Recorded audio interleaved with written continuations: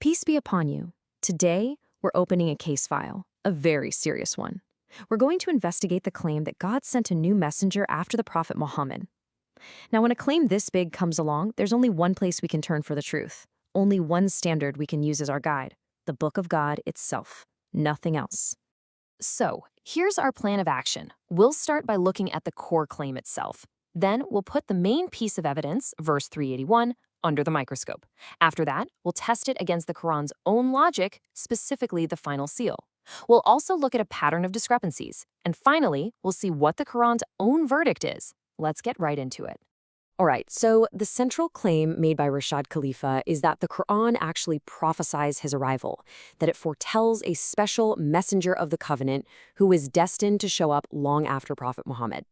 This is the foundation of everything, and today we're going to test that foundation using only God's words as our measuring stick. But before we even look at a single verse, let's just pause and ask a fundamental question. Seriously, think about this for a second. Would a messenger who is truly from God, sent by the Almighty, ever need to change, twist, or alter God's perfect words just to make his own case? Does that even make sense? Keep that question in the back of your mind as we go forward.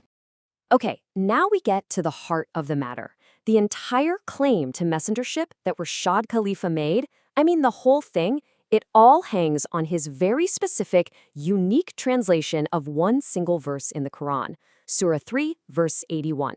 This is his Exhibit A, so you know we have to examine it with extreme care. So here it is. This is the exact translation of 381 that Rashad Khalifa presented as proof. It reads, "Afterwards, a messenger will come to confirm all existing scriptures. You shall believe in him and support him." Pay close attention to that wording.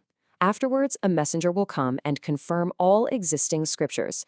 This is the absolute cornerstone of his entire argument. He claimed this was the prophecy pointing directly to him. But here's the million-dollar question. Is that what the original Arabic actually says? Well, the beauty of this is we don't have to take anyone's word for it. We can go straight to the source. On the left, you see Khalifa's version, and on the right, you see a standard translation right next to the actual Arabic text. The second you put them side by side, well, the differences are impossible to ignore. Let's zero in on the most critical change. The original Arabic says, "Musaddikan lima ma'akum." Musaddikan lima ma'akum. Now, that key phrase, lima ma'akum, it has a very simple and direct meaning. It means what is with you, or what you have. Simple, right? But look at how it gets translated by Khalifa. That simple phrase suddenly blows up into this grand, sweeping statement, all existing scriptures. This isn't just a translation choice, it's a total rewrite. It's designed to invent a global mission for himself, an authority that the actual words of the Quran just do not support.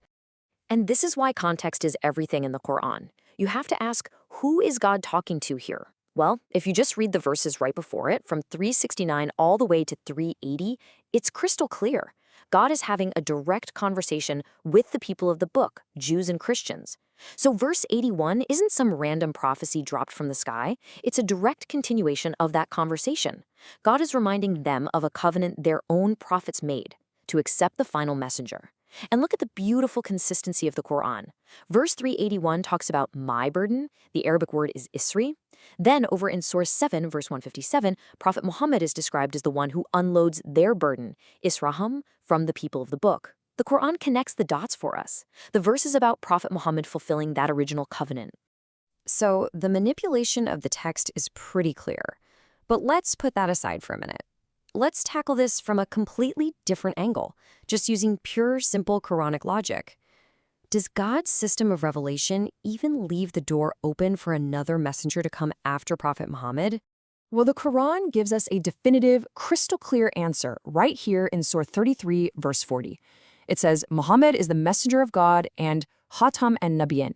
Hatam and Nabiyyin, the seal of the prophets. Now think about what a seal does. A seal closes something, it finalizes it. It's God himself declaring with no ambiguity that this chapter is closed. Now, to fully grasp the weight of that statement, we need to be very clear on two Quranic terms. First, you have a nabi, a prophet. Think of the nabi as having the channel, the special ability to receive direct communication from God. That's the mechanism. Then you have a rasul, a messenger. The rasul has the task, the mission to actually deliver the message that came through that prophetic channel. So you see, the task is completely dependent on the mechanism. No channel, no message.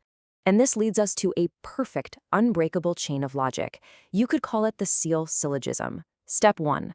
A messenger, a rasul, needs a message from God to deliver. That's their whole job. Step 2. To get that message, you have to be a prophet, a nabi. You need that open channel to God. Step 3. God himself in 3340 sealed that channel. He declared Muhammad the seal of the prophets. So what's the only logical conclusion? The channel is closed. It is now a logical impossibility for any new human messenger to get a new message from God. And just in case there is any doubt left, God reinforces this finality over in Surah 5, verse 3. Today I have completed your religion for you, perfected my favor upon you. I mean, just think about that. If the religion is already complete and perfected by God's own words, what possible need would there be for another messenger to come and fix it, or purify it, or add something to it? The job is done. So we've seen the altered text and the inescapable logic. But the investigation doesn't stop there, because when you step back and look at the broader pattern of Rashad Khalifa's actions and claims, a whole series of really serious red flags start popping up. And we have to ask ourselves, are these the actions of a messenger of God? 2. That's the number of verses that Rashad Khalifa personally decided to delete from the Book of God. He, on his own authority, declared that 2 verses from the Quran were false, simply because they didn't fit into his own mathematical theory. And here they are, Surah 9, verses 128 and 129. He just cut them out. So the question you have to ask is a heavy one.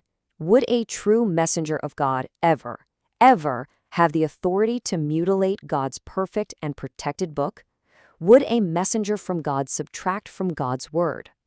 And the pattern just keeps going. He made huge public predictions about smoke and asteroids that never happened. He committed the worst sin possible, shirk, by calling Satan a temporary god. He even claimed the spelling of the Arabic letter nun in the original Quran was wrong, just to make his numbers work. And then he just invented this bizarre 40-year-old safety net where sins don't count, an idea that has zero foundation in the Quran. Each one of these on its own is a major disqualifier. Okay, we've looked at the textual evidence, we've looked at the Quranic logic, and we've looked at the pattern of behavior. It's time to bring it all together and reach a verdict. Not my verdict or anyone else's, but the verdict that the Quranic itself demands when we weigh all the evidence. The conclusion, really, couldn't be clearer. A messenger sent by God is supposed to bring clarity, not cause confusion. A true messenger would protect every single letter of God's word with their life. They wouldn't twist its meaning, they wouldn't delete its verses, and they certainly wouldn't make up false prophecies just to build up their own status. So, I'll leave the final question with you. After seeing the clear evidence of rewritten verses, after understanding the impossible logic of a new messenger after the final seal, and after seeing a long list of disqualifying actions, what other conclusion can any reasonable person who is guided by the Quran alone possibly come to? You know, the ultimate takeaway from all of this is actually a message of incredible freedom and empowerment. It means we don't have to search for new saviors or secret codes or new messengers. The guidance we need is already here. It's complete, it's protected, and it is perfect.